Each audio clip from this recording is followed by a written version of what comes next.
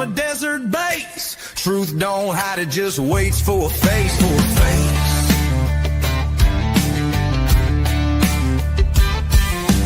Big footprints in a pine slick path. Bob Lazar files with a government laugh. Court dates lost in a sea of red tape. We ain't 10-4, we just stay awake. True crime tales in a borrowed voice. We speak for the silence, not by choice. Got boots on the dirt and eyes on the skies, digging up stories they hoped would die. Might, truth, and thunder, we don't back down. With a Bible in the glove box and boots on the ground. Aliens, lies, and backroom deals. We break that silence, 'cause the soul feels real.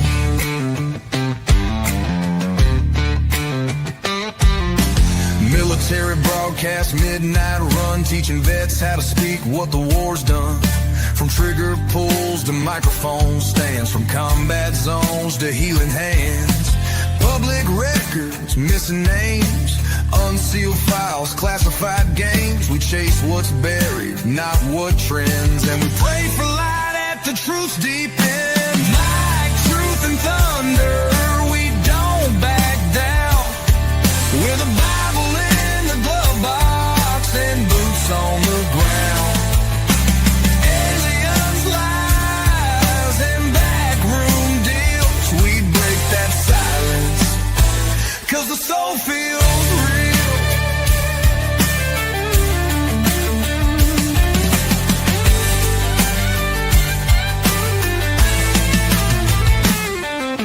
Some chase fame, we chase the facts. Some fold quick, we read the tracks. It ain't paranoia if it's always been there, and we ain't scared to lay it bare.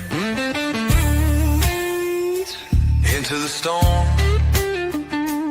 We ain't perfect, but we were made for this form.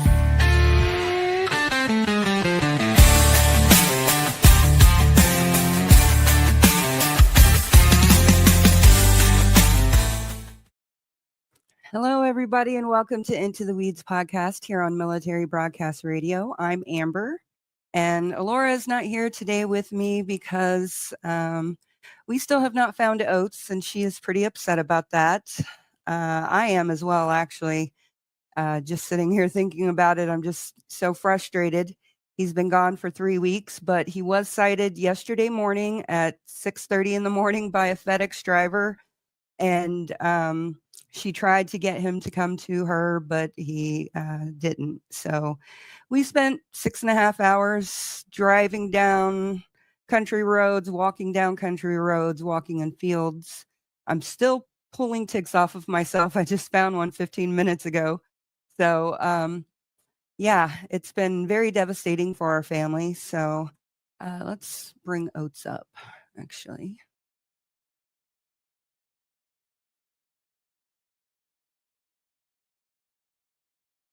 So that's Oates. There's a $500 reward for him. He's missing in Higbee, Missouri, and it's an hour and a half away from here. So when we get a call, it takes us at least an hour and a half to get there. So by that time, he has the ability to run. So unfortunately, that's what he did yesterday. So that is what's going on here in the in the family home right now. So that's why Alora's not here.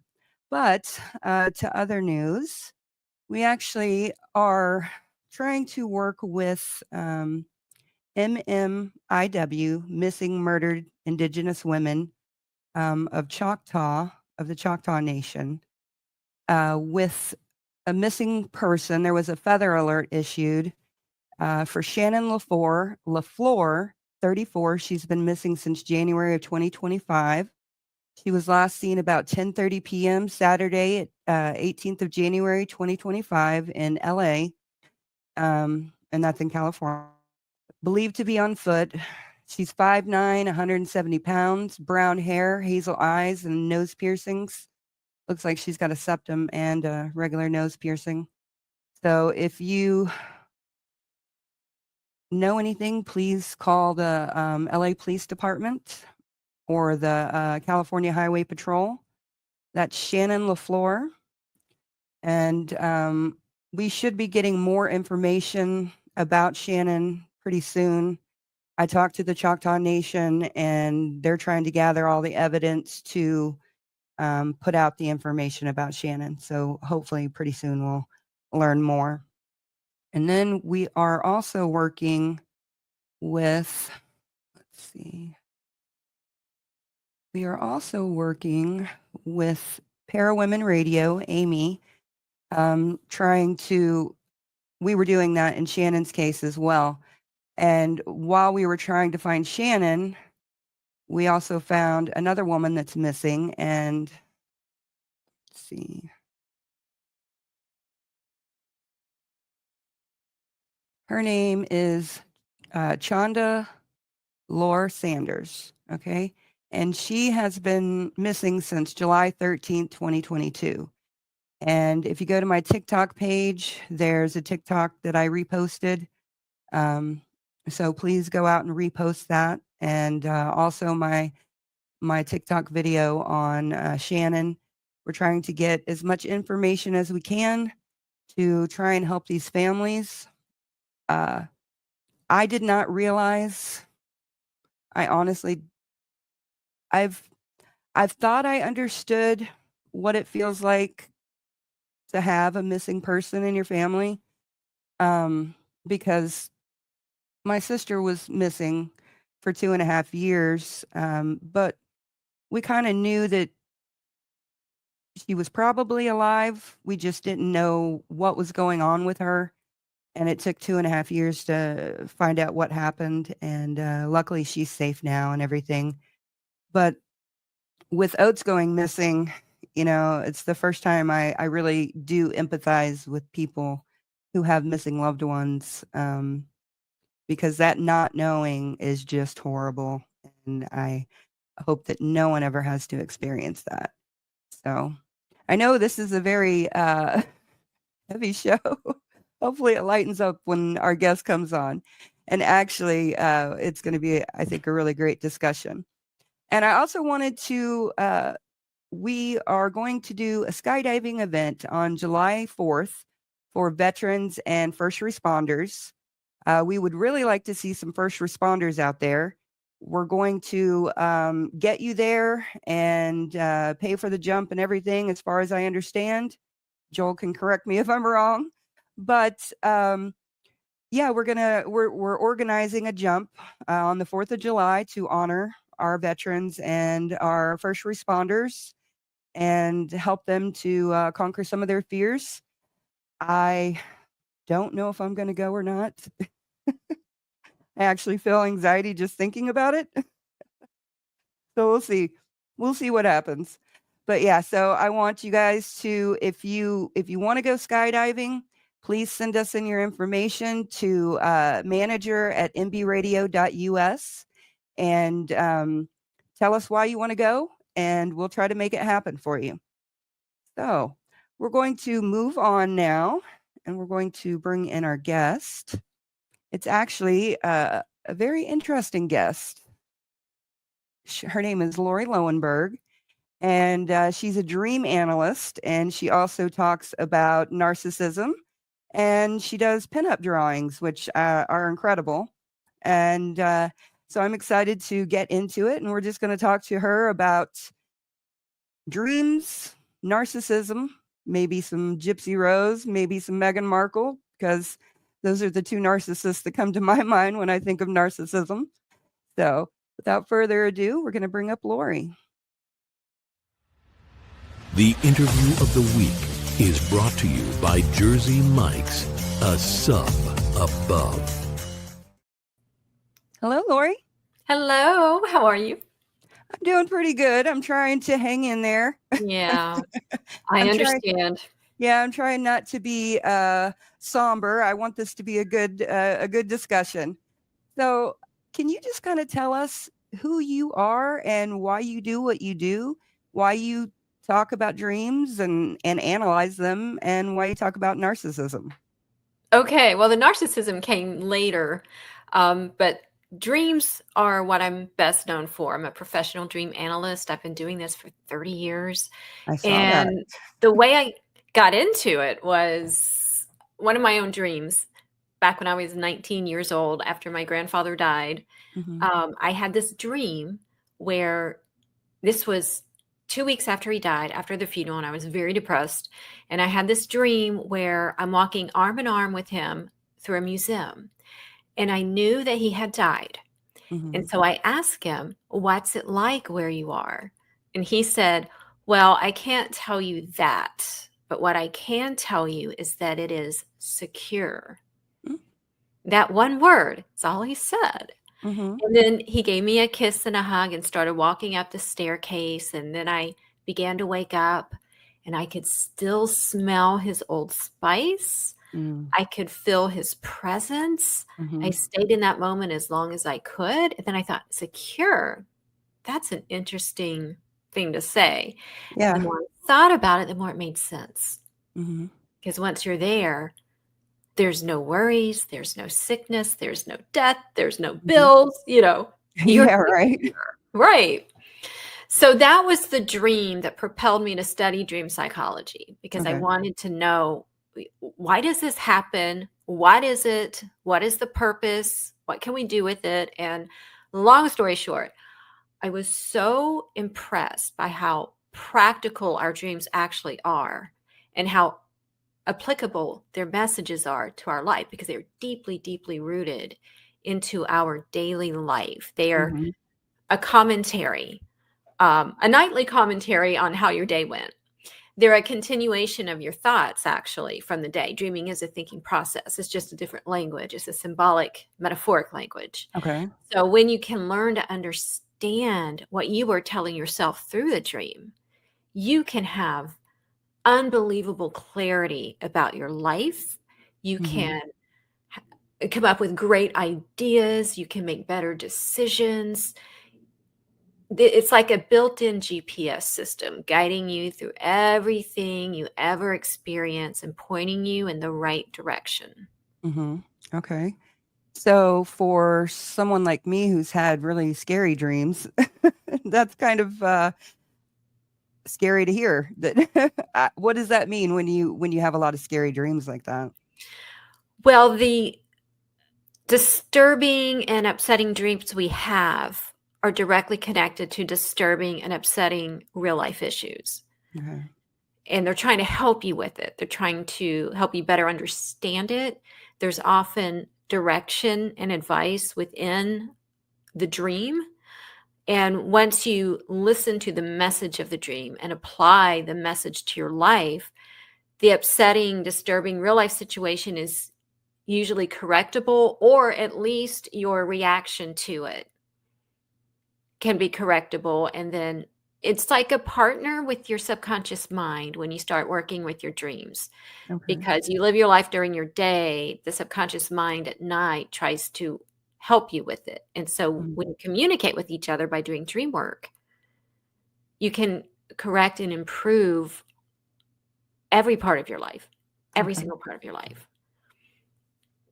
Now, have you done this in your own life where you have actually seen it work? Very much. Yes. I started a new career by listening to my dreams. I corrected a negative behavior by listening to my dreams. But most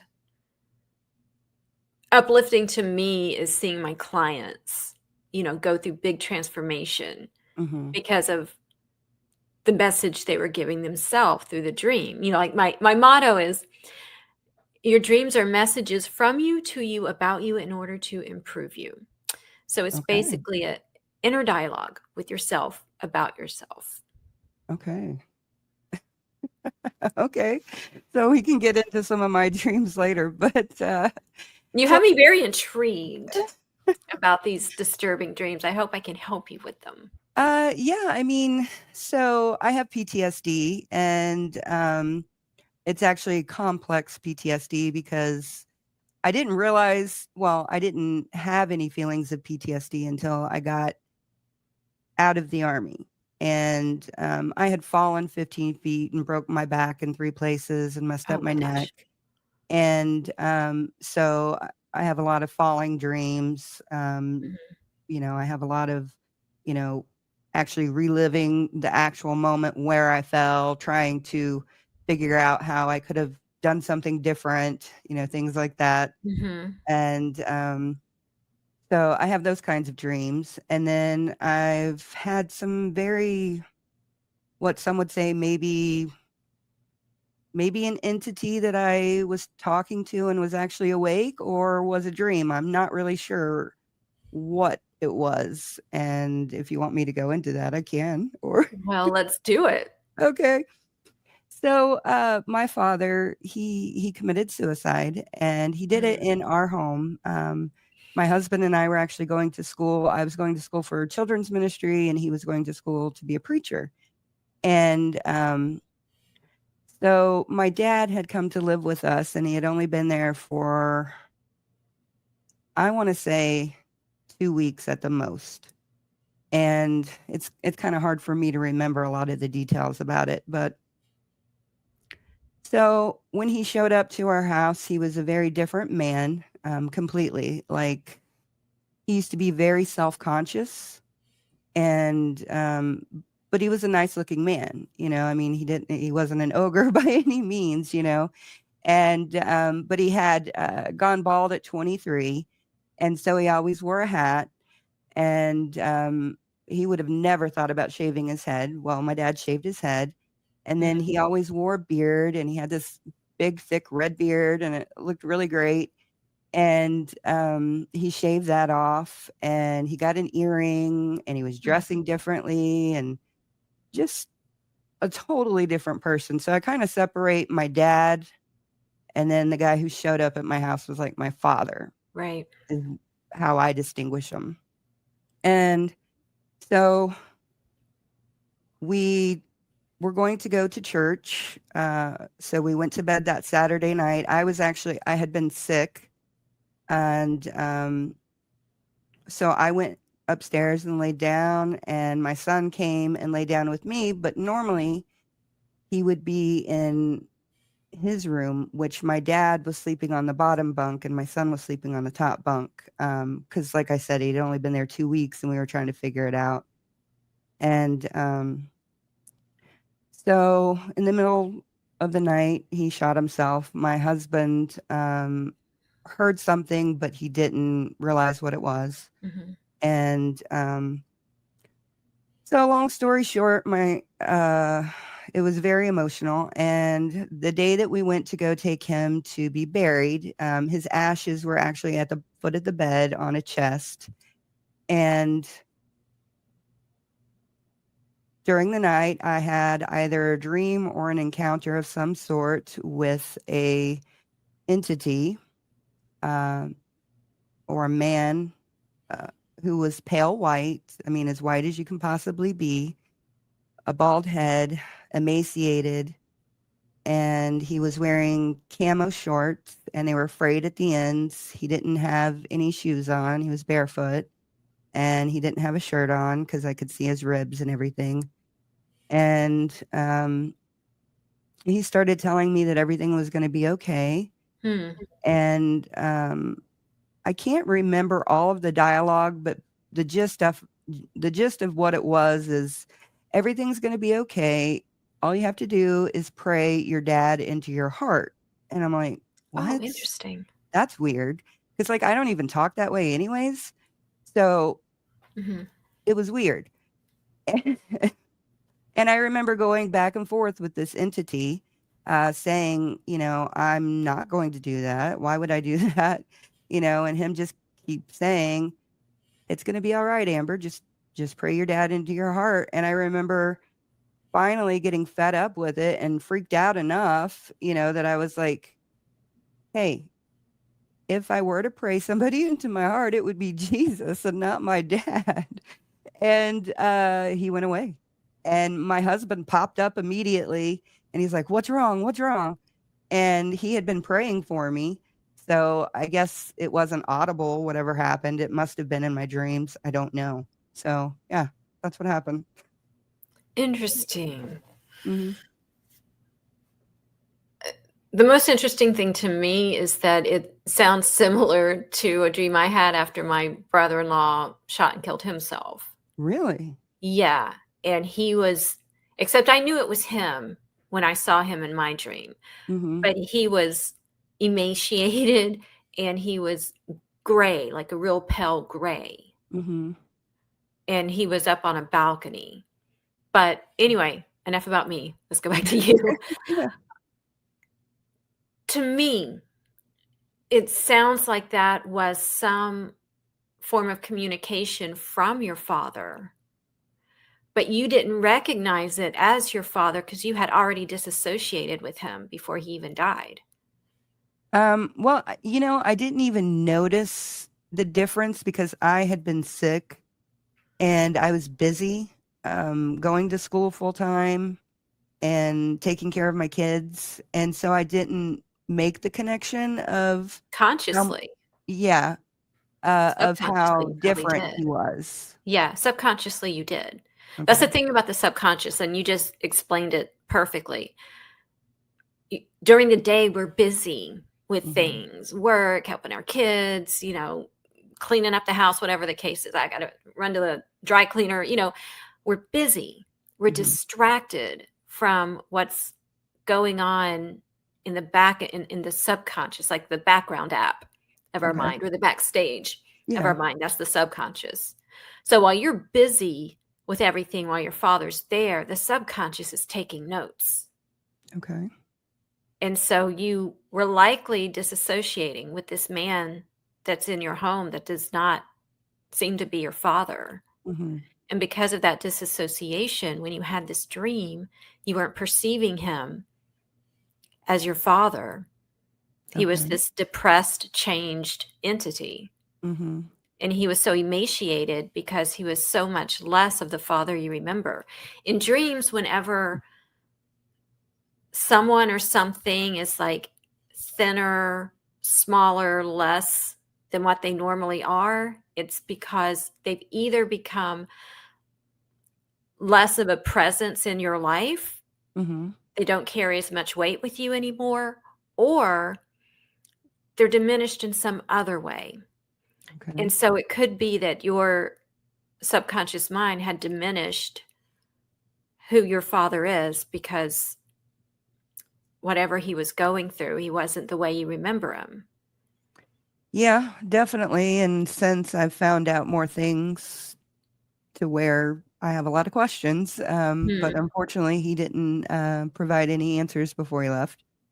So, yeah. I also want to discuss the symbolism within the image of that man, Okay. who I believe it was likely your father's spirit trying to Okay. communicate. Okay. The cut off shorts and they were frayed. Hmm. That's symbolic of him cutting his life short. Hmm. And then the Okay. fray also is significant because it could have just been shorts with a hem, but they were frayed. Every little thing in a dream, even if it's a communication from spirit, Hmm. it's still communicating within the subconscious mind. So there will be some symbolism in there. So the frayed detail is interesting. So that's typically, well, let me put it to you. Why would shorts have a frayed hem as opposed to a regular sewed up hem? Well, they've been worn out. Mm. Yeah. And he was a truck driver. Um, yeah, he went through a lot. He went through a lot. Okay. Yeah, I think that was his spirit. Okay. That's very interesting. I'll have to process that later, you Yeah, know, it's a lot. because I've always thought that it was like a demon or something like that. The way No, that no. that's the feeling I got from the encounter. Why did you feel? Yeah, it was interesting to me the way he was saying, pray him into your heart, and you were so resistant. Yeah. And that's just not even the way that I speak, so I would not say pray somebody into your heart. I would say have a relationship with somebody, or whatever. That's not the Maybe type. it was him asking you to forgive him. Huh. Find it in your heart to understand. Okay. Okay. You can give it thought later. That's just what I'm getting from it. Oh, I forgot to. Oh, bring up I'm the sorry. I'm tissue. making you cry. No, you're good. You're good. I don't know. Like, I never thought it was my dad. Never. Well, why do you think it would be a demon? Uh, because of some of the things we found out since. Mm. There was a lot going on that we didn't know about. And so much so that I put my DNA out there on GEDmatch just in case. So, and I've been forthright with them and, the police and everything like that. But I don't know. I've got a lot of questions. Yeah. So I don't know. And it's very interesting to now have to rethink that whole encounter. So I will. Yeah. Get back to me when you give it more thought, I because, will. it's a lot to take in. Yeah, it really is. This new perspective. It really is. Oh my goodness. Yeah, so I didn't expect to cry. I didn't even think Sorry. about it. No, you're good. You're good. I'm sure you get this a lot, right? I do. I mean, it comes with the territory, right? Yeah. So, Well, dreams yeah. go deep. They go very deep. They're very, very deeply rooted into who we are, who we're meant to be. And they can also be very deeply rooted into, the collective unconscious, that which is out there. We can access it through our dreams sometimes. Not every dream is something from out there. The majority of our dreams are very internal. Not Yeah, I external. was wondering about that too, because a lot of people go too far in interpreting dreams, Yeah. from what I understand. Yeah. So where do you find that balance? In my experience, and I've been doing this for 30 years, I would say the average person, probably 90% of their dreams are internal, in dealing with the self. Okay. And we will occasionally get dreams coming from the external realm, like contact dreams. After someone we love dearly has died, they will communicate with us while we're in the dream state, basically to let us know, I'm okay. I'm still here. Everything is as it should be. And sometimes we can get dreams, precognitive dreams, which will give us a little glimpse of the future. And it's usually the immediate future, like within weeks or months, not like years or decades down the road. Yeah, And I've had those. Yeah. And these tend to be also connected to deja vu. And we all say seem that. to I heard experience. you say that in a clip. Sorry. Oh, yeah? Yeah. Yeah. So there's some kind of connection there, and it's likely also connected to the fact that time isn't really linear. We just perceive it as linear because of the body we're in and the way our brain can understand time, but time is not linear. Yeah. And, so in my experience, I would say about 90% of our dreams are internal and just working on the self. Yeah, I had a dream that my grandma died, and then I told my husband when I woke up, and he's like, well, let's go see her, and we went and saw her, and I knew something was wrong with her right away, and everybody thought, oh, well, you've been gone, because I had been in the Army, and they're like, she's just been this way for a long time. I'm like, no, something's wrong. And she died that night after we left. And so she had been having strokes the whole time. Oh. Yeah. So people didn't know. She didn't know she was having these like little mini strokes. Yeah, yeah. Yeah. Yeah, because she had already had some strokes. She actually had 7 strokes in one night. Oh, wow. And yeah. Yeah. Gosh. Yeah. So, yeah, I don't remember where we were going with that, but okay, let's see. Let's get back on track. Um, so how do trauma and healing manifest in our subconscious? I mean, like, can you give us some examples of dreams that people have that you can definitely say this is this? Well, you've given us a very good example of trauma again. Yeah. And it's different for a lot of people. The way you perceive the trauma you've gone through, Mhm. so it can show up as reliving the event in your dream exactly as it happened, like a broken record. Mhm. That's really common, especially for combat veterans. Mhm. you know um okay, here's an example of a trauma that was able to be overcome through dream work. Okay. Okay, so a client of mine was having a recurring nightmare every single night of her life about this little girl dying in a house fire. And it stemmed from when my client was a teenager. She found out her best friend was being abused by her father. Oh, wow. So she and her friends got together one night and set the house on fire Oh, to get wow. back at the father. Little did they know that her little sister was in the house and she perished.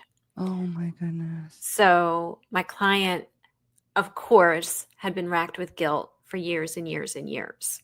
Mhm.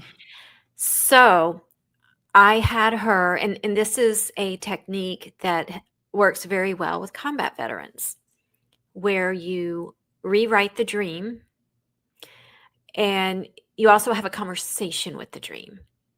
Okay. So I told her at bedtime, before you turn out the light to go to sleep, write down this dream in every bit of detail that you can remember. And then, since this dream is your creation, you are giving yourself the dream. You can recreate it. So Okay. then write out how you go into that fire, grab the girl and have a conversation. Well, take her out of the fire and have a conversation with her Yeah. and tell her you're so sorry. Mhm. So you have to get some kind of release from the guilt Mhm. by giving her the apology. And then you have to also forgive yourself. So write out a conversation with yourself, or where the little girl forgives you, because you did not know. And you Mhm. thought in your little teenage undeveloped brain you were doing the right thing. Yeah. So she did that. And the very first night, the dream changed. Mm. She dreamt, she went in, it kind of followed the script that she wrote. She went into the house and pulled the little girl out. Well, she started to pull the little girl out, but she woke up before they got out. The next night it continued, because I told her you have to do this little technique, this writing technique, every night for night after night, because repetition. Yeah, and habit. And eventually she got the girl completely out, and then she did not have the dream again. Wow. Because what that was reprogramming her subconscious. Okay. Saying, I'm tired of this repetition. I'm going to take charge. That, as well as actively working on forgiving herself. Mhm. And so she Wow. hasn't had the dream since. Have you ever looked into contracting with the VA? I've not. You should. You really should. Okay. Honestly. Because I'm getting more help from you than what I've gotten in quite a bit of the time. Really? Wow. Yeah, honestly. And I've been talking over and over and over this junk for my life, for so long. And it's like, usually I'm pretty desensitized to it, Mhm. you know, and yeah, so you should really look into it, honestly. And maybe hopefully some of my veteran hosts out here will actually want to interview you as well and ask you even more pertinent questions to combat and things like that. I was only in the military for a year in the Army, and I fell and broke my back. So yeah, Yeah. but I think that would be a very good asset to the VA, you know, even if you just teach people, you know, how to Mhm. do what you do or whatever. It would be great, Well, honestly. what I hope I am doing in this life is helping people to realize the power they have within themselves, their Yeah. dreaming mind. Mhm. It is the most powerful part of who you are. Yeah. And I've taught mental health practitioners how to incorporate dream work into their practices. And they've told me that when they started doing that, it helped them get to the meat of the issue within one session, which would normally take 10. Yeah. Because a dream just opens up the door and says, here's the issue. It's kind of in a weird metaphor, but this is the issue. Well, I mean, that's basically, you know, what I've already realized just from talking to you is like, wow, okay, if that is my dad, that explains a lot of things. Yeah. So, you know, yeah. So thank you for that, by the way. And the camo in him, on him in the dream, Hmm. could be two things: that he was having a war with himself, he was battling something, and also hiding. That's both correct. Yeah, I'm sure. I assumed when you said that that it was him. It was him being a veteran, and he did call the veteran suicide hotline, Oh, and they booked him an appointment, I think. So and he didn't make it to the appointment. no. Mm. So my husband knows more about the whole situation. I've kind of blocked everything out. He'll still come and tell me things, and I'm like, oh wow, I completely forgot about that. Hmm. So Yeah. yeah. Do you find that people analyzing their dreams brings out new memories? That can happen, yeah. Yes. Because we can block things, as you know. We can Mhm. block things, and suppress memories. And, that's why going to a licensed hypnotherapist can do wonders. Okay. Um, but the subconscious is like a warehouse within you, where Mhm. every single thing you have ever experienced, ever thought, ever tasted, ever touched, everything, your whole life is stored in there. Yeah. And when needed, the subconscious will borrow from it, will pull out something from your warehouse and present it to you in a dream to give you a message. And you may wake up dreaming about some kid from the third grade that you haven't thought about since then. Wow, I haven't thought of him in forever. I even forgot he existed.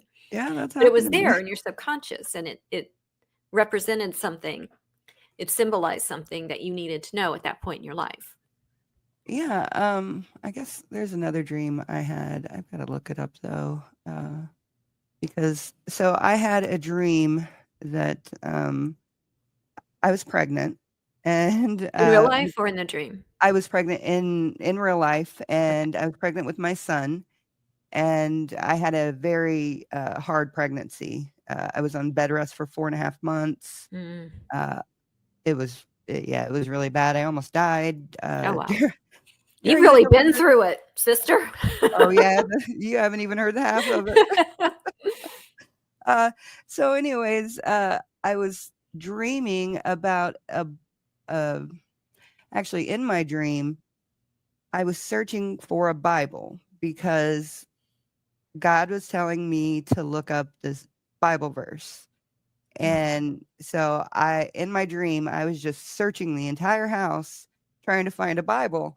And normally there would be, enough to find anywhere, you know? And so I was just so frustrated in this dream trying to find a Bible. And when I woke up, I jumped up and I went to my Bible and I looked to see what it said. And I got to look it up because I forgot to pull it up earlier. But it's in Joel, and it talks about young men dreaming dreams.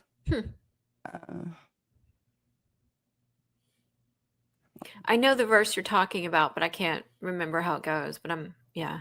So Acts 2:17 and Joel 2:28. But in my dream, it was Joel 2:28, and it says, "And afterward I will pour out my spirit on all people. Your sons and daughters will prophesy. Your old men will dream dreams. Your young men will see visions. Even on my servants, both men and women, I will pour out my spirit in those days. I will show wonders in the heavens and on the earth, blood and fire and billows of smoke."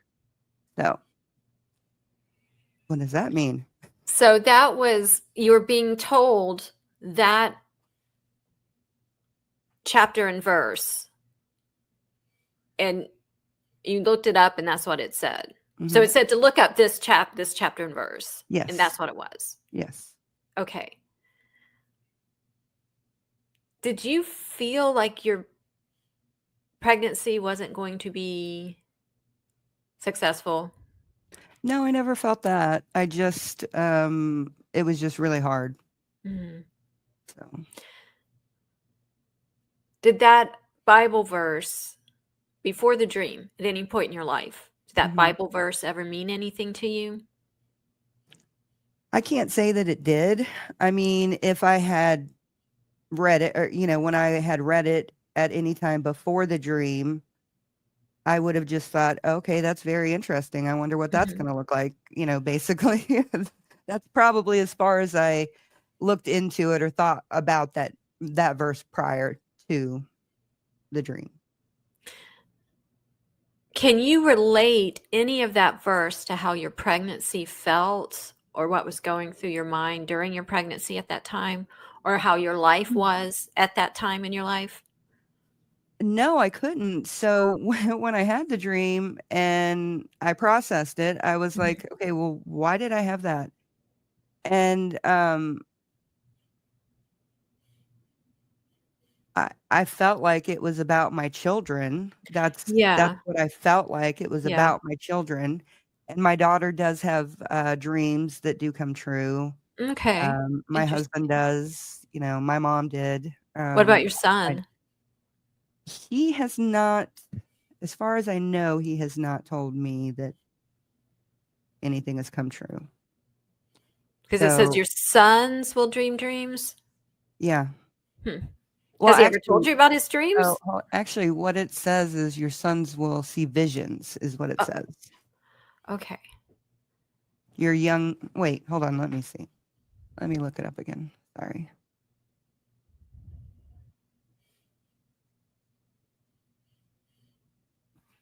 Also, what is the chapter and the verse number?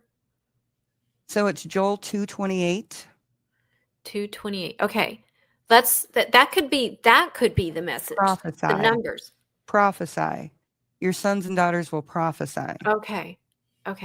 So it's possible, that that's the message, but also the numbers could be the message. 2:28. So, okay. Because that's what you were being told in the dream, the numbers, right? Not the verse. Well, Joel 2:28. Right. But you weren't being read what it says, just 2:28. Okay. That might be what it is. Okay. So 2:28. Whenever you get numbers or an amount in a dream, it is almost always connected to that same number or amount somewhere in your real life. So 2:28 could be February 28th. It could be something that had been going on for 2 years.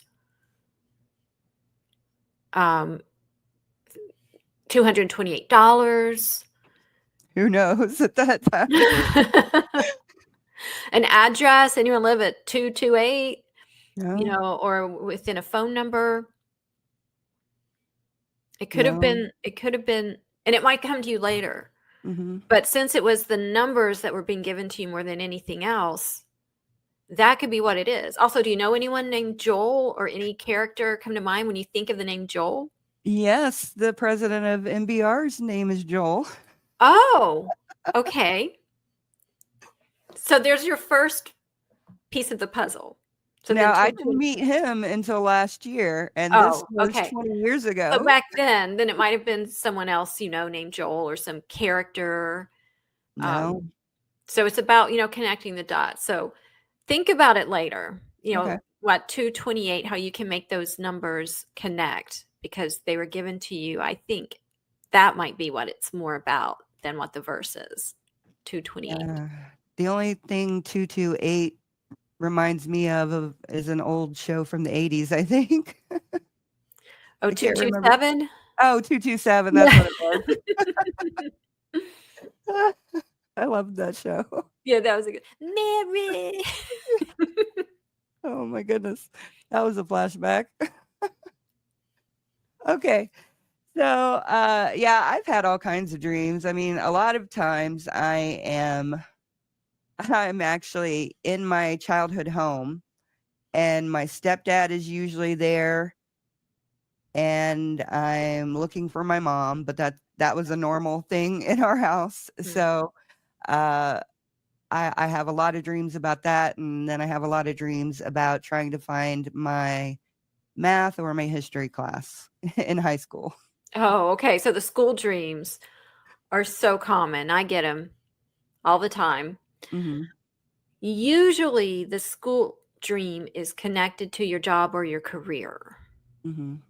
And so in your dream, and so whatever the stress is in the dream will often resonate. It will correlate, Okay. with the job or career stress. So in your dream, you're looking for your class. Yeah, usually looking for my class and I can't find it. Okay. And then because I can't find it, I don't graduate. Okay, so you got two big stresses in this dream. All right, so looking for your class is usually connected to feeling like you are not where you should be or are supposed to be in real life, in job or career. Okay. First, let's look at that. Do you feel like that sometimes? Or maybe you're not either you're not in the right job or career or you're not where you want to be the job that you're in? Yeah, so back then, or, in the past, not recently, within the last 2 years, I would say, but in the past, I was always dissatisfied because I couldn't really actually work, but what I did was a lot of volunteering. And so being in nonprofits and churches and things like that, it comes with its whole set of issues, and so, yeah, I mean, I could get dissatisfied. Mm-hmm. But recently, no, I haven't felt that way. Okay. Have you had that dream recently? I would say it's been a couple of years. Oh, okay. That lines up. Yeah. Yeah, it has probably been a couple of years. Yeah. And then I guess the other one is I wake up fighting my mom, or not wake up fighting. Yeah, actually, I wake up fighting my mom. I end are up there unresolved issues there? Oh yeah, I'm punching my pillow, punching my husband. Yeah. Well, also, when we dream of our mothers, they can represent our own role as mom. Okay. So the next time you get the mom dream, look at what was going on in your life the day before. Were you struggling with something as a mom? Okay. Like was one of your children are all adults now, right? Yes. Okay. So it could be maybe they're going through something and you're struggling because you can't help them now since they're adults like you could when they were kids. Okay. It could be something like that. So the feeling you have in the dream, see if it correlates to your role as mom right now in real life. Well, if I have a dream within the next few days of that, that would definitely line up because, I feel that way for my daughter not having her dog. So yeah, it feels terrible to watch her go through that. Yeah. So yeah, that's about the extent of my memory of my dreams. So thank you for at least letting me know some things, because they do correlate. The only thing I'm very curious about Joel 228 now, since we're talking about it. Yeah. 228. I feel like that might be what was trying to be conveyed to you, something about those numbers. Okay. Yeah. I'll have So it to could be someone reevaluate who that. who was born February 28th, or $228. There was something likely within those numbers. I have no idea. Okay. Well, so have you had any very interesting dream interpretations for notable people, or anything that you would be able to share that is a life lesson or something like that? Not just for sensation, but something that somebody learned something from. Well, that is a vast database. Okay, well, here's one that's interesting. So a client of mine was having a recurring dream that her daughter was a baby again. Her daughter's adult. In the dream, she kept dreaming her daughter was a baby again, and she was finding her drowning in the bathtub. Oh, wow. And she couldn't save her. Mm-hmm. And of course, these dreams were tormenting her, and that's why she came to me. Mm-hmm. And we figured out that, of course, you don't look at it literally. Dreams are metaphoric. Yeah. So we figured out that the daughter was I asked her, well, what do you have any like pet projects or anything that you would consider your baby? And she said, well, actually, there's this project about, it was this book series she was writing about helping women through menopause. Okay. And I said, well, what's going on with it? She goes, well, I haven't really done anything with it. And I said, well, that's why your baby's dying. You've got to save that baby. And she was like, oh, okay. And so because of that dream, she finally put some elbow grease in and made her time work so that she could finish that project. That's And then awesome. she published it, and she's been doing pretty good with it. This was years ago, though, but Yeah. yeah, she did pretty good with it. So, that's a good example of how our dreams, especially if you get a recurring dream, it can be connected to something you're ignoring that your subconscious wants you to pay attention to. And for as long as you ignore it, your subconscious will nag you with the same dream over and over again. Come on, let's do this. Let's go. Like a mother, it will nag you again and again to freaking clean your room, Mm-hmm. Dreams work the same way. Okay. Oh, I remember a dream. So about 20 years ago, we were living in Florida, and I had a dream that I found a dead body, and it was a woman. And we moved to Missouri here, and we're on a hiking trail, and I don't see a dead body, but I see exactly where it happened in that dream, like where I found the body, even though I had never been to that spot before. But as soon as I walked up to it, I was like, deja vu. Ooh, I know this. Let me figure this out. Why do I know this? And so I stood there for quite a long time trying to figure out, why do I know this area? And then it hit me. Oh, you had a dream about finding a dead body there. Yes. Yeah. See how deja vu is connected to something we've dreamt, which is why it feels so familiar when we experience it. Okay. Some of us can connect it to a dream, and some of us never make the connection, but we just have that very familiar feeling. That happens to me a lot. Yeah. I hate it. It's a I very do too. uneasy feeling.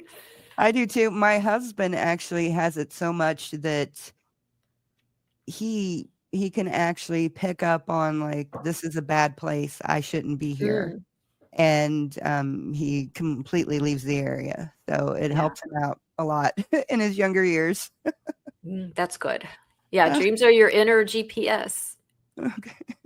So let's move on to narcissism. Yeah. So why do you talk about narcissism? And let's talk about Gypsy Rose and Meghan Markle. Lordy. that human, I swear. So here's how I wound up becoming a narcissist educator. I'll try to make a long story short. Okay. So I have a narcissist family member that I never, before I knew what narcissism was, I just thought this person had itis. You know, any conversation you have with them, any family gathering, anything, this person always dominated and talked about themselves and would probably say the word I 100 times an hour. You know, it was ridiculous. And I also have a former best friend that was a raging, grandiose narcissist. And that's quite a story. It involves a reality TV show. She was a little person. So this was when, you know, Little Women and all those shows were on reality TV. I never watched them, but I they know were what all the you're rage. talking about. Yeah. So she had a show on TLC. It never got to air because of the whole thing, but I was in the show. We filmed the pilot and it had its air date. Long story short, you know, as with narcissists, they are compulsive liars. Things started not adding up. She skipped town. I found out the car she'd been driving was stolen. A long, crazy, dramatic story. And she was also very much in love with herself. She thought she was the greatest thing in the world. Oh, okay. And people started coming to me after she skipped town with their stories of how she ripped them off. Oh, wow. And so because she was a narcissist, she could not stop posting herself on social media. And because of that, I was able to find out where she was because of a rug in the background and a dog.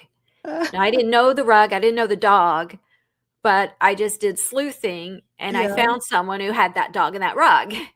So I called the repo company. I said, here's where she is. Go get the car. Oh my goodness. And then long story short, I wound up getting the show pulled and her arrested. Wow. So that is kind of what threw me into studying and researching narcissism. And at the same time, because most of the people that come to me with a dream is because the dream is very upsetting and disturbing. And most of my clients are dealing with narcissistic abuse. And their dreams are the result, a byproduct of the abuse. So I have had to become very well versed in narcissism and narcissistic abuse in order to better help my clients. Okay. And so that's how it's come to be what it is. And so now I educate people on TikTok using Gypsy Rose as an example. And that's how I found you. Okay. Yeah, because she is in my opinion, I am not her doctor. I believe she is a grandiose narcissist, as well as I think she could be dark triad. I don't know what any of that means technically. I think I understand what you're saying, but could you please explain to everybody else and me? She's a dark mixture, a very dangerous mixture of personality disorders. So she's a narcissist, she has Machiavellianism, and she has sadism. She enjoys inflicting emotional and psychological pain on others, as we saw play out with Ryan, you know. So because she's a narcissist, she's constantly, incessantly putting herself out there on reality TV, on social media, you know, interviews. She just cannot not be out there. She has to be seen. And because she puts herself out there so much, she exhibits behaviors that are textbook narcissist, red flags. So I thought, you know what? I'm going to start using her as an example so that people can learn the red flags of narcissism. And if they start seeing it in someone, run. Yeah. Run. Yeah. Because these, you know, once you know, you go. You do not want this kind of personality type in your life at all. At all. Yeah. I until you started explaining what a narcissist was, there was one person in my life that I was like, is she or is she not? And by the end of it, I was like, okay, she is. Yeah. And so I had an experience, and, you know, I still to this day love this person deeply. But I can't interact with them anymore because it's not good for my mental health. Right. So I have this person in my life who went to school with my husband and I for ministry, and she's been well known in different countries decades ago as a model and things like that, an international model. And she's beautiful, and she, you know, I like her, you know, I like her, but over time, it just became me always coming to her rescue. You know, she got arrested one time. I won't even tell you what for, but she got arrested one time, and I was the person who had to come bail her out. And been there. Yeah. Yep. And so I sat in the Orlando. No, it wasn't Orlando. Where was it? It may have been Tampa. Oh. It was Tampa, Clearwater, somewhere around there. I can't remember. That's where I am. I'm in the Tampa area. Okay, yeah. So I actually lived in Newport Richey and Spring Hill, and then we also lived in Kissimmee and Poinciana and St. Cloud. So anyways, so I've had this relationship with this woman for years, and it started when we went to school, and it ended a couple of years ago. Actually, it would have been, about 2 years ago now. It ended 2 years ago because I was woken up one morning to my friend crying. Well, actually, no, she was not crying. Actually, she was not crying. She told me matter-of-factly that she had a knife and she had barricaded herself in her room. Oh, gosh, their textbook. And she was in a police standoff, and she had me on the phone. And I'm like, what is going on? So was it real? It was real. Okay. It was real. It was real. Okay, so, and girl, I love you, but I'm telling your story because it's crazy. Okay. So yeah, she's got this knife and she's threatening to kill herself. And so I'm like, please don't do that. You know, she already knows that my dad killed himself. She already knows that. You know, it happened right before I met her, like a month before I met her. Okay, so she knows. So I'm pleading with her, please don't kill yourself. Well, then she's like, well, I'm going to have the police kill me. No, God. So she's like, call the news, call the newspapers, let everybody know what's happening because I'm being abused by, you know, this person. And this is why I'm in this standoff and I'm tired of it. And I'm just like crying. And, you know, my husband's like, what the heck, you know? And so eventually the police bust in and she stabs them and they tase her. She stabbed 2 police officers. Oh my God. I was on the phone when it happened. I heard the tase, I heard the scream, and then the phone dropped, and then no one picked up the phone. And I heard the shuffling, I heard the arrest, you know, but no one picked up the phone. And I stayed on the phone for 30 minutes waiting to see if somebody would pick up the phone. Uh-huh.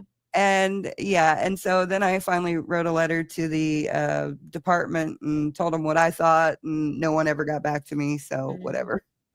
Huh.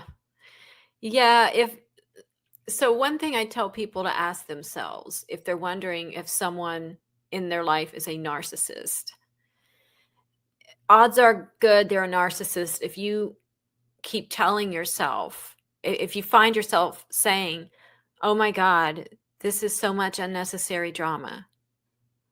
If And that is something you wind up saying to yourself in regards to this person over and over again, then yeah, they're likely a narcissist. so, the straw that broke the camel's back was I still, even to that day, I was still trying to help her Yeah. afterwards.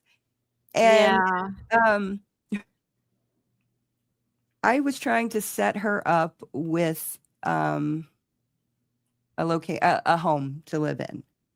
And the person who was trying to give her a home to live in, to rent for her, or to have her rent, wanted to have a discussion with her before they actually signed any papers online or did anything like that, because she wanted to get to know her, because she didn't want anybody crazy living in her house. Mhm.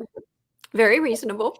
And so I was like, yes, please, that's a totally reasonable thing to do. And, I was already feeling bad because I already thought she was crazy, but I thought she wouldn't. Anyways, Yeah, we always make give them the excuses. benefit of the doubt. Yes, We yes. give them way too much grace. So eventually, the woman who was renting, or who was the owner, she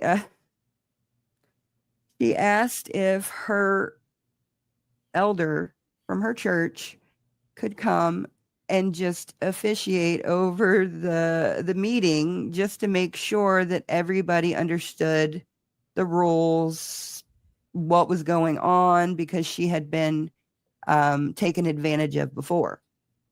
Mhm. And so this person got really upset at me, and she's like, well, can I bring my rabbi? And I'm like, yes, bring your rabbi. Please bring your rabbi. If that's what you feel like you need to do, please do that.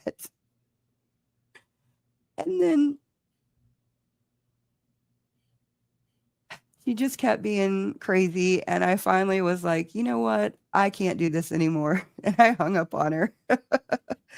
And I quit talking to her. And then she immediately went on Facebook and said that I was an anti-Semite. There's the smear campaign. That happened fast. It's like, what? I was like, how did that happen? And so, yeah, it's just wild. So, yeah, I have encountered a narcissist. Well, let that, what I tell my clients is once you've, been through it with a narcissist, you do gain a superpower, which is the ability to spot them Yeah. from a mile away. And then you can Right. continue to protect yourself and those you care about from now on. Yeah. No, I agree. It has actually helped me quite a bit, just knowing, like, interacting with her, knowing what to stay away from, or Yes. treading very lightly with certain Yes. people.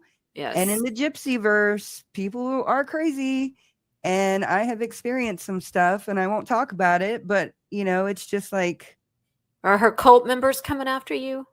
no, actually, it's more of like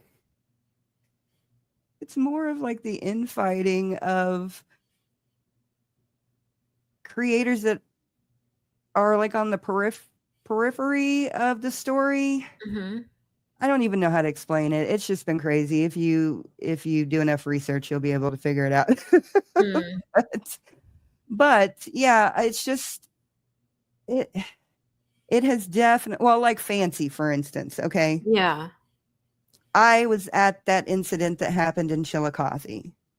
Oh.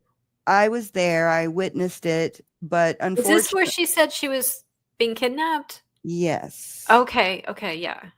My daughter and I were there. And so we Are you the experienced one that. that she was saying was kidnapping her? No, that was Sarah. That was Okay. Sarah.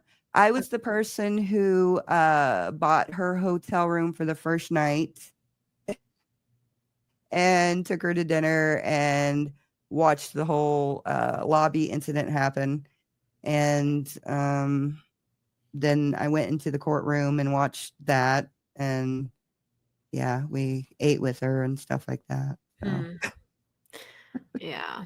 And now we're in league with Gypsy now, and there's this great conspiracy because I went to Kentucky to a distillery for one of the hosts here at Military Broadcast Radio that wanted some bourbon donated for his podcast to drink because it's called Bourbon and Ball. And so and so we went there to get him a sponsorship. And she had it, and I had asked her to go to dinner because I kind of wanted to pick her brain about a couple of things because it had been after the Chillicothe incident, and she had said all kinds of wild things about me. And I was just like, you know what? I'm going to be in the area. I want my husband to meet her just to kind of confirm what I already know. And so ended up we couldn't meet up. And then it became a conspiracy that we were against her and stuff like that. So, yeah. So that's just one incident. But no, I don't really get attacked by Gypsy's people or Gypsy. I haven't seen any of them in my comments, really.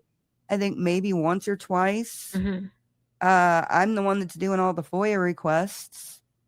So I don't know. Oh, that's right. Yeah, you got the first one. Yeah. Are you the one that's doing all of them? Yeah, I'm the one that's doing all of them. I did the fundraiser on Morbids a few times ago. Okay, right. yeah. I'd forgotten that was you. Yeah, good job. Thank you. So no, they don't mess with me. I know Christy knows who we are because she told my daughter on a live that she knew us and she knew about the situation in Chillicothe and everything. So they don't mess with me though. So I think it's probably because I have MBR behind me, and if they did any research into me, they would understand that I don't play. So maybe that's why. I don't know. Maybe. Who knows? And my husband's 6'6", 230 pounds. So I don't know. So yeah. So can you tell us about what you think Gypsy's dreaming about? Well, I actually, when she first got out, and I was a supporter, I was like, oh, great. Here she's out. Great. And then I saw that on the Vial Files, she had talked about a dream she had. I don't know if it was recurring, but where she was trying to call her father and the phone wouldn't work. I think I remember. Yeah. And then she also mentioned that she has nightmares. And so I reached out to her through TikTok to say, look, I can totally help you with these trauma dreams. Because I believed it at the time. And it was only maybe 2 or 3 days later, I started seeing things that didn't seem right to me about her. And I saw her, I was watching the Lifetime show, and I think it was the first or second episode. I don't remember, but she locked herself in the bathroom and was crying about the parole officer because she wanted to, I don't know if it was go to the Taylor Swift concert or whatever. The Taylor Swift concert is exactly what got me too. Okay. And the way she was crying, I could tell that is a manipulation. That's not a real cry. And then the way she was treating Ryan and everything. And so I was like, I was like, I don't want to deal with this person. There's something not right here. So I went in and deleted my message I sent to her. Who knows if she ever even saw it, because I'm sure she was getting tons. Then I started seeing Nina, talking about that she actually has a micro deletion and all these things. I go, oh, that's interesting. So my instinct was right. There's something not right at all here. Yeah. And that's how I fell into the rabbit hole. Yeah, well, I fell into it because my cousin is incarcerated in Chillicothe for 25 years. And she's there for 5 ounces of meth. And there was a gun on the property that was her boyfriend's, but she got in trouble for it. So, and he didn't go to jail. He didn't go to prison. And she's got 25 years. 25 years, yes. But she got 8. 8.5. Well, she technically got 10 and she got out at 8.5. Yeah. So, yeah. And I believe Now, I'm pretty sure that my cousin has the highest sentence for drugs for a woman in the state's history Wow. for incarceration. I'm pretty sure it's 25 years. So most people that have been incarcerated after her, we pay attention to the headlines in the news now about that kind of stuff, which I had Mhm. never paid attention to before. Right. And people are getting they're getting busted with all kinds of drugs and fentanyl and a cadre of stuff. And she had 5 ounces of meth and got 25 years. Wow. But it's also a small town, and she's Hispanic.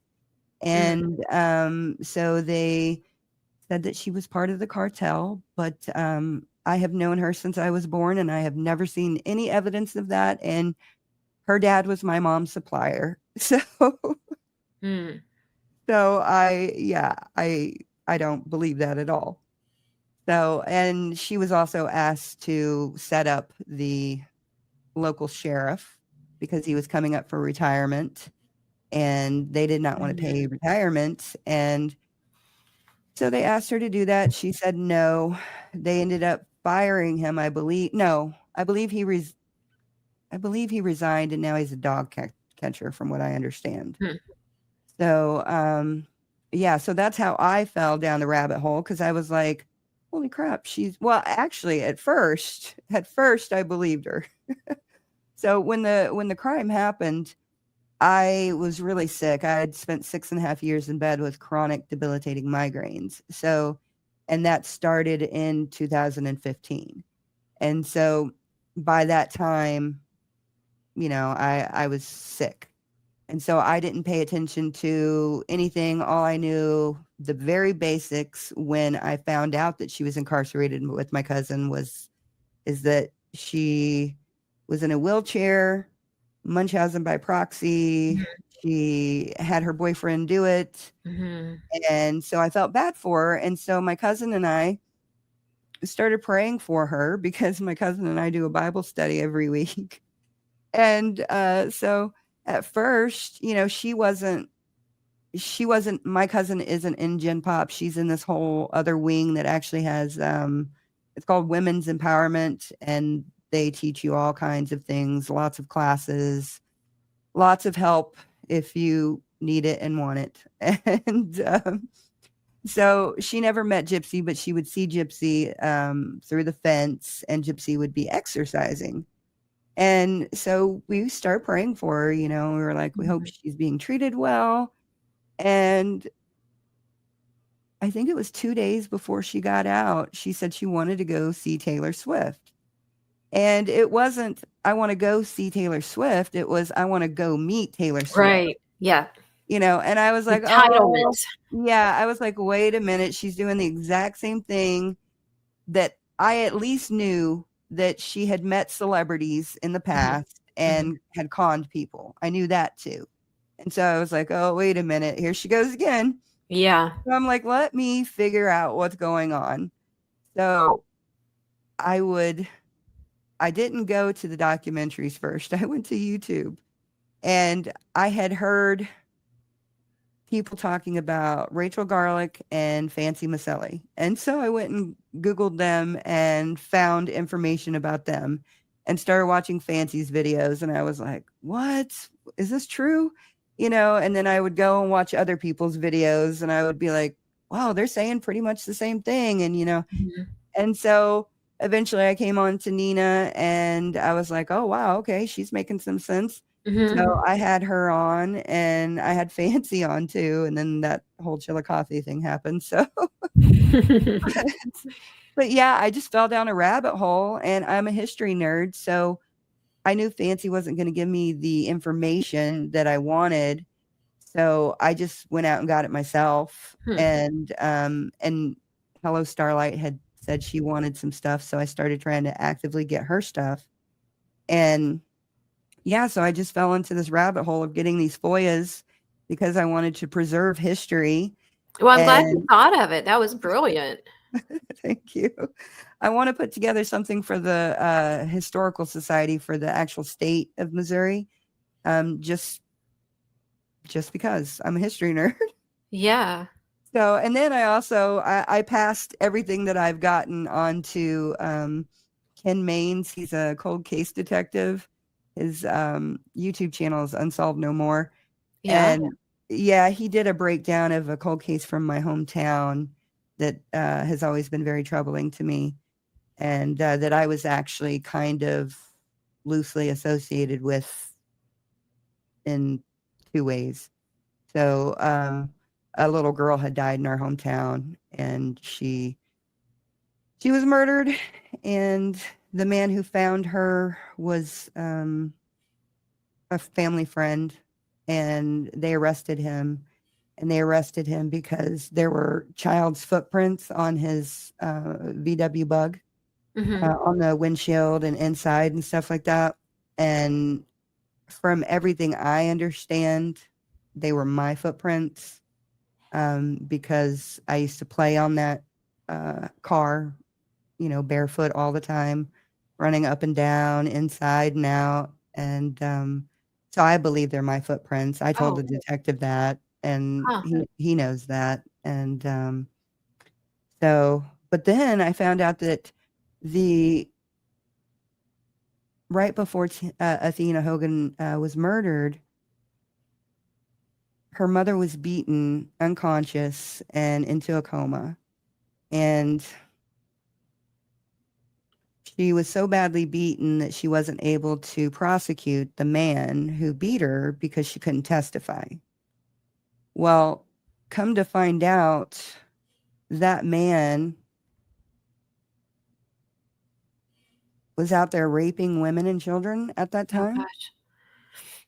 And his dad was the owner of my family home.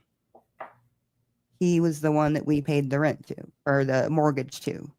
So, and my mom had always said that the guy was evil, and he ended up going to jail or prison for stealing a dead man's credit card and stuff like that. So, yeah. So I don't know how we got on that, but sorry about that. It's okay. The world's full of just awful, awful people. Yes, it is. So let's move on into Meghan Markle. Have you consumed any content about her, or what do you think about her? Oh, yes. Okay. Oh, yes.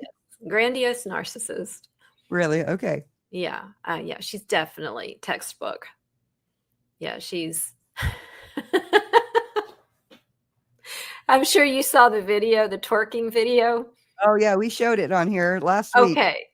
That belly. Come on.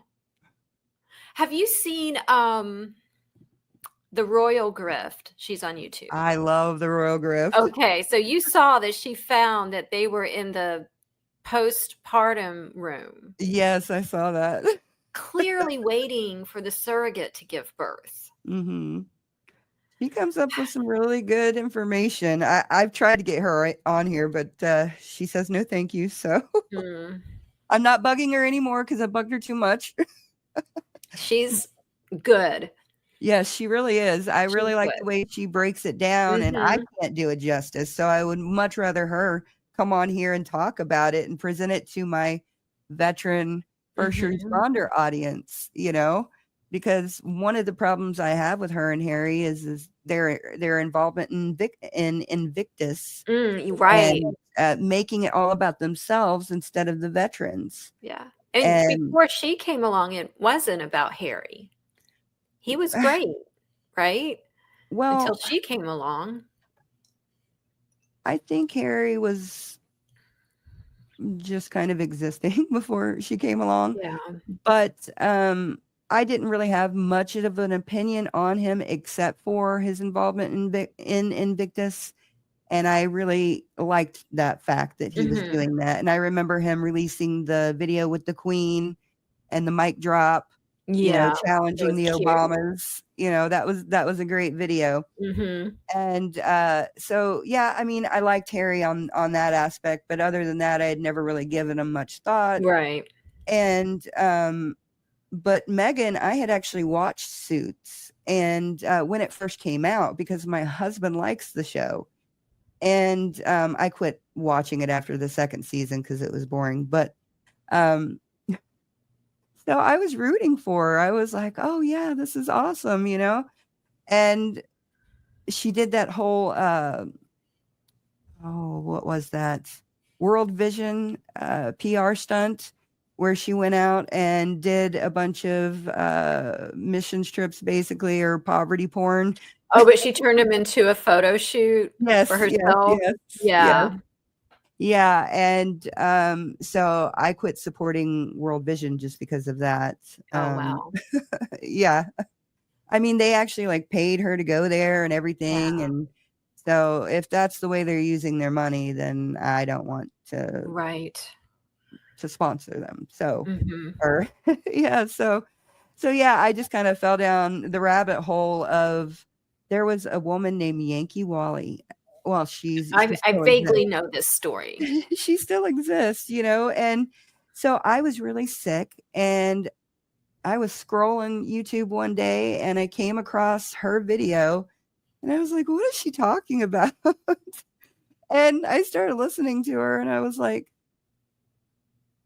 what is she talking about? So I started looking at everything that she was talking about. I was like, oh my gosh, she's got some points.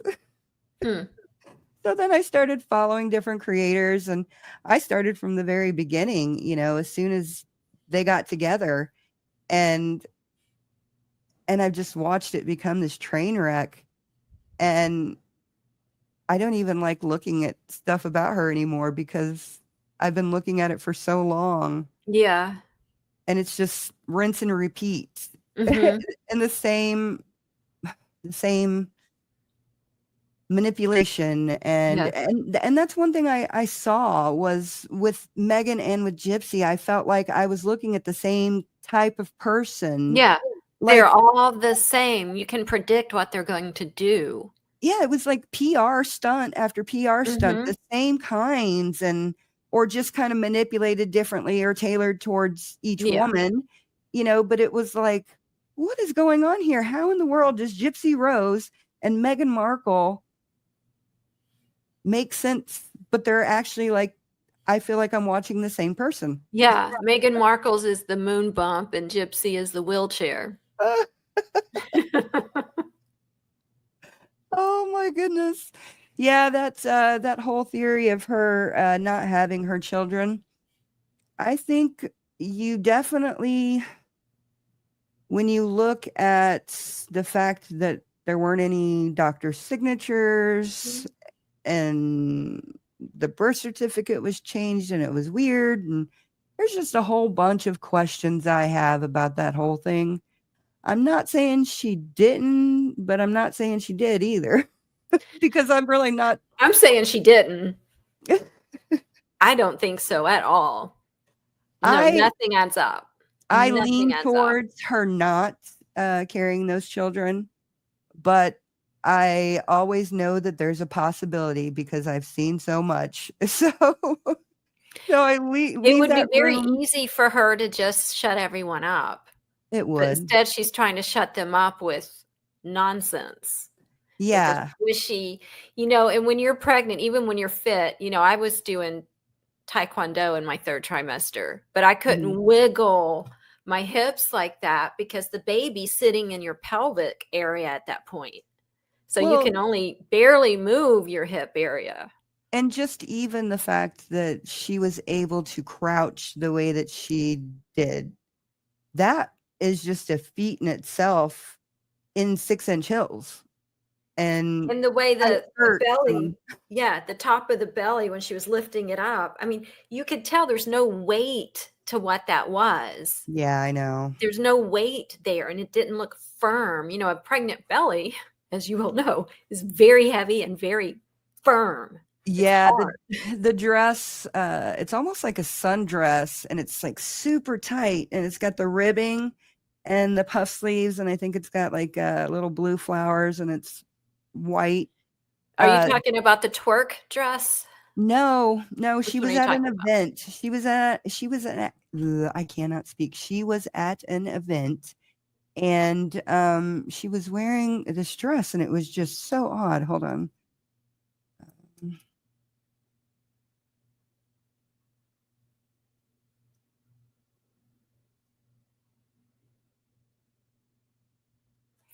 I do have a client I have to get on with in 15 minutes. Yeah. Okay. Actually, we'll put a pause on that. So anybody can look it up, but it's just Meghan being pregnant. And so it's very interesting to really examine her, to examine her life, and especially what the Royal Grift is coming out with, with the fake pictures and then, other people backing her up and saying, hey, those pictures are fake from her past and her present.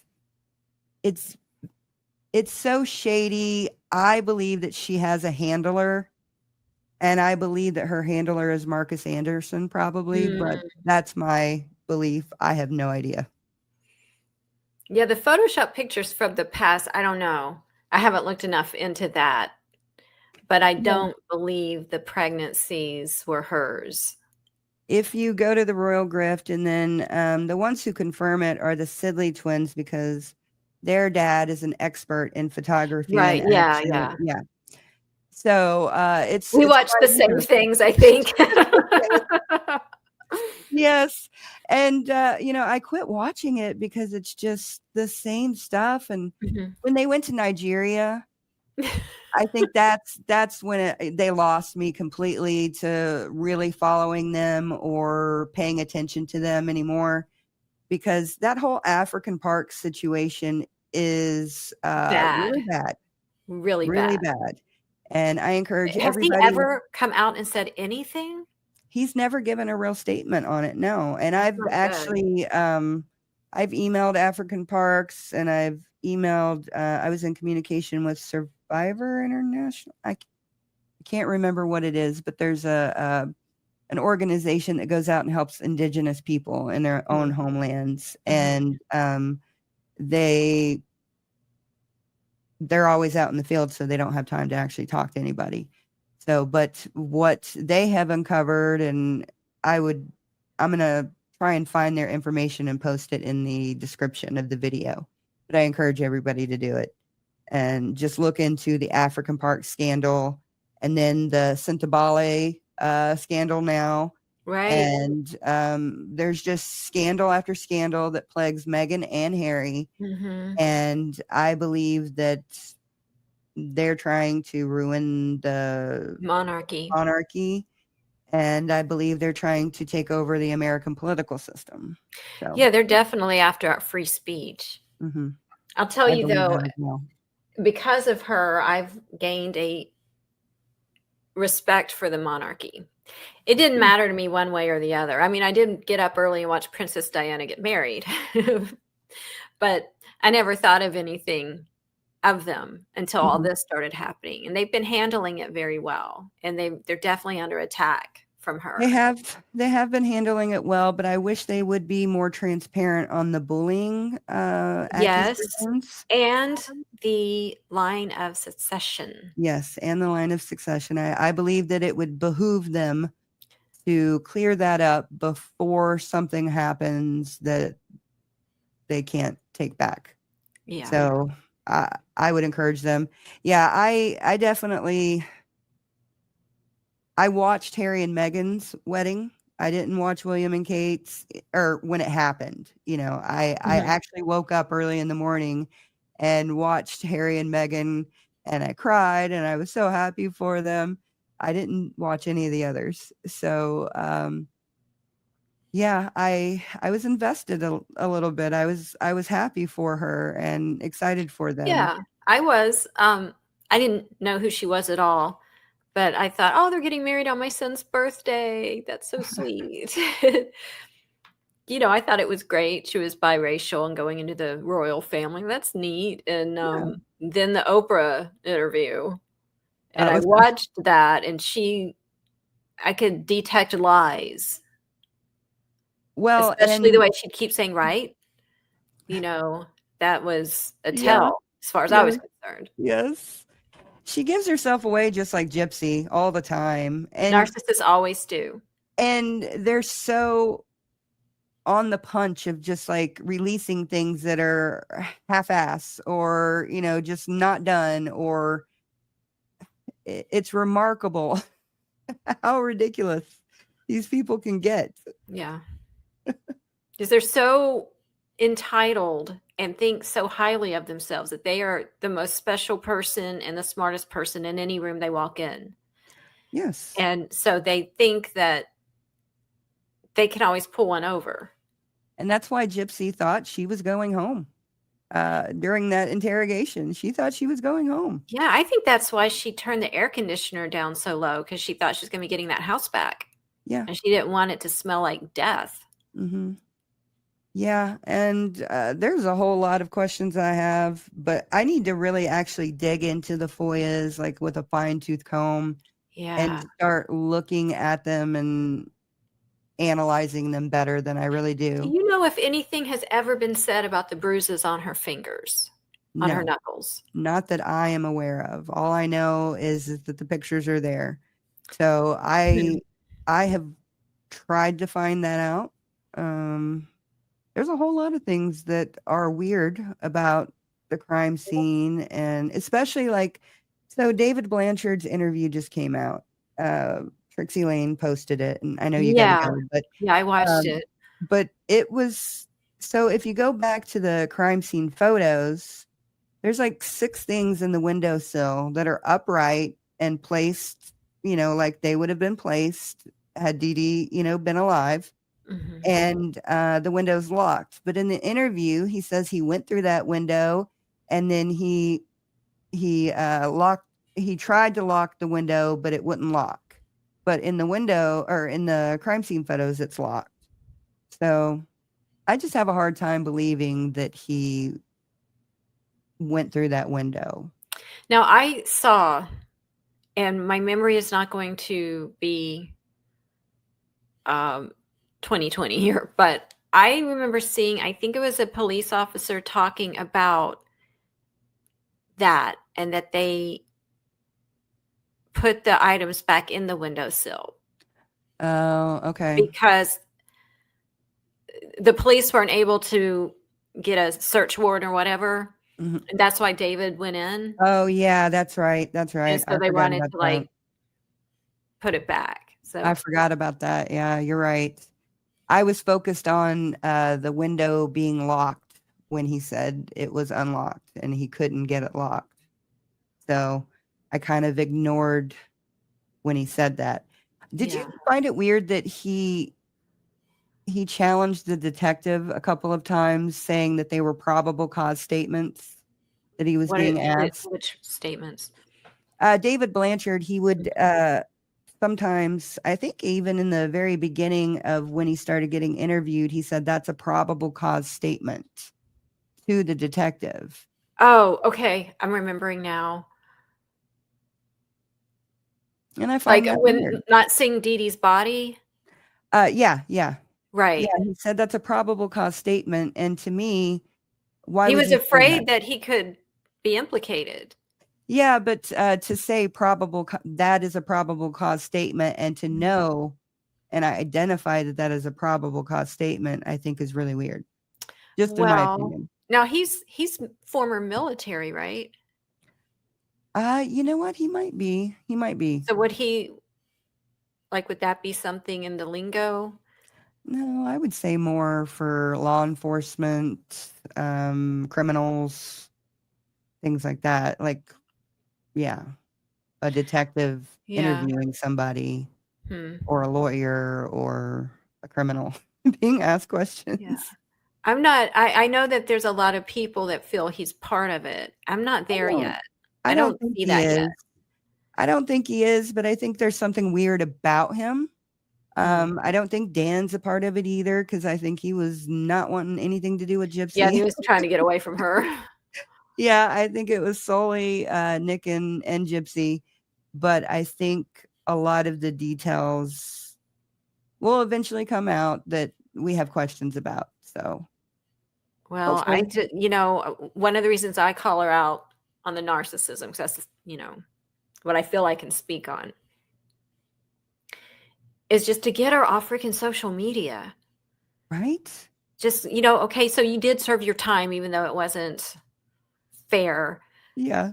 just go live quietly. Don't put yourself out there and influence all these young girls that look up to her. Is so disturbing. It is. It It is so really is. disturbing because it's like normalizing murder. Mhm.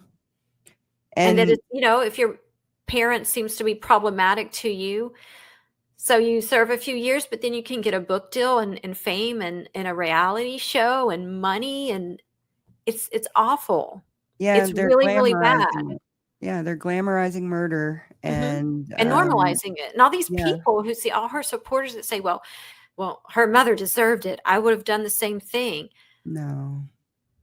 Even if the Munchausen by proxy story was true, which it's not, even if that were true, still, you don't Yeah, and murder. I've said, I think it came up in Nina and I's discussion, if I had been going through that, maybe I would have done the same thing, you think that, but when it actually comes down to it, of course, I'm Right. not going to kill my mom. No, You and know, no victim has ever done that of yeah, Munchausen by proxy. correct. Yeah.